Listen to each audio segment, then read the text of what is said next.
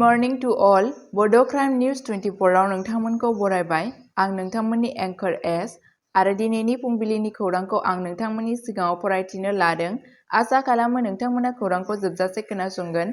गिबि खौराङावनो दङ आसाम पुलिसआ अरां नेशनेल पार्कआव गान्दा मैहुर खालामनो नाजानायखौ फेलें खालामदों। आसाम पुलिसआ अरां नेशनेल पार्कआव जाथावना गान्दा मैहुर खालामनो नाजानायखौ जाफुंसारै फेलें खालामबाय। मोनसे गिदिर जाफुंसारनायाव दरं पुलिसआ मोनसे जुनिया अपारेशननि समाव सासे सन्देह गोनां सुबुंखौ खादोंमोन आरो गोबां हाथियार जब्द खालामदोंमोन।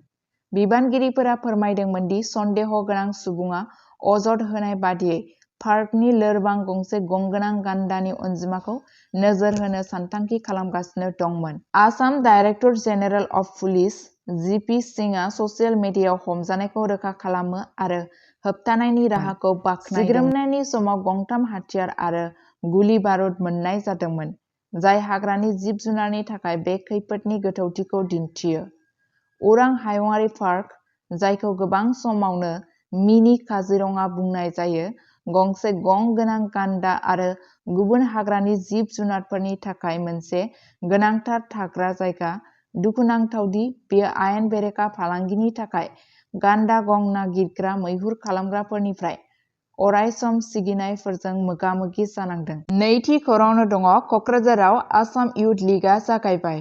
कक्राझार जिल्ला गेलेमु आफादनि स्टेडियामाव Assam youth league 2025 U13, U15 हानजा C आरो U17 हानजा Bआ जागायबाय। आसाम फुटबल एसोसिएशननि सिङाव कक्राझार जिल्ला गेलेमु गौथुमनि बानजायनायाव खुंजानाय बे लीगआ 4 फेब्रुआरिसिम सोलिगोन। आसाम फुटबल एसोसिएशननि मानिजाथाव नेहाथारि सांग्रां ब्रह्मआ बुंदों दि हादोरसानि लाइमोन जोलुर रोंग'थिखौ टेप खालामनो थाखाय कक्राझार, तेजपुर आरो कार्बि आंलंनि गुबुन गुबुन थावनिफोराव इयुथ लीग खुंफुंनाय जादों।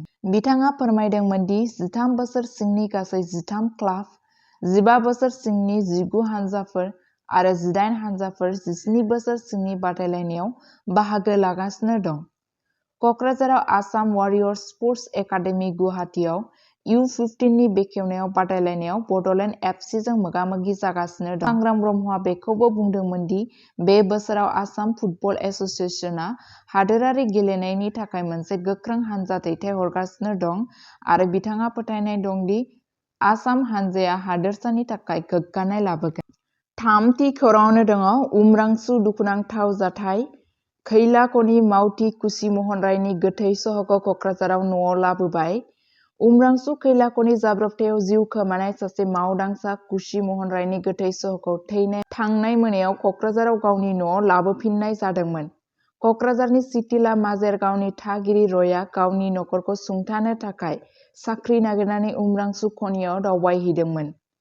बबेखानि दुखुनांथाव जाथाया अब्ला जादोंमोन जेब्ला बिथाङा दैबाना जानाय एन्जर हल खनियाव थाबथानानै थानाय खनिफोरनि गेजेराव सासे जादोंमोन, जाय बे ओनसोलाव सोलिबाय थानाय मोनसे गिथावना आरो आयेन बेरेखा खनिनि हुदामोन।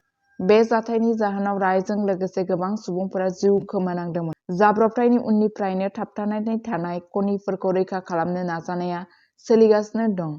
रैखाथि हानजाफोरा अपारेशननि बाहागो महरै रायनि गोथै सह'खौ बोखांनो हादों। बे दुखुनांथाव गोमानाया कक्राझारनि बिथांनि नखर आरो सुबुं समाजनि गेजेरजों दुखुनि दोहौ दैथायहरदों। ब्रैथि खौराङावनो दङ खोला सालमारा मानकासाराव गाग्लोबनायनि दायाव टेट रोंग'थि गोनां फोरोंगिरिखौ हमदों। सासे टेट रोंग'थि गोनां फोरोंगिरि पंकज शर्मा, 1724 नं बरियर आलगा बर्मनपारा LP फरायसालिनि लोगो फोरोंगिरि हेलेन राभाखौ गाग्लोबनाय नाजानायनि दायाव खानाय जादों आरो न्यायनि बेंखननायाव दोननाय जादों। बे जाथाया खोला सालमारा मानकासार जिल्लायाव राभानि भारा न'आव जादोंमोन, जेराव शर्माया बुंनाय बादिब्ला गांसे बिजाब दाहार लानायनि दिन्थिनायाव हाबदोंमोन आरो गाग्लोबनो नाजादोंमोन। लोगोसे बिथांनि मबाइल फनखौबो खहा खालामदोंमोन। BNS एक्टनि सिङाव गोबां दायजों लोगोसे खारू आवन्था पुलिस थानायाव केस नं 825 नि सिङाव मोनसे केस रेजिस्टार खालामनाय जादों।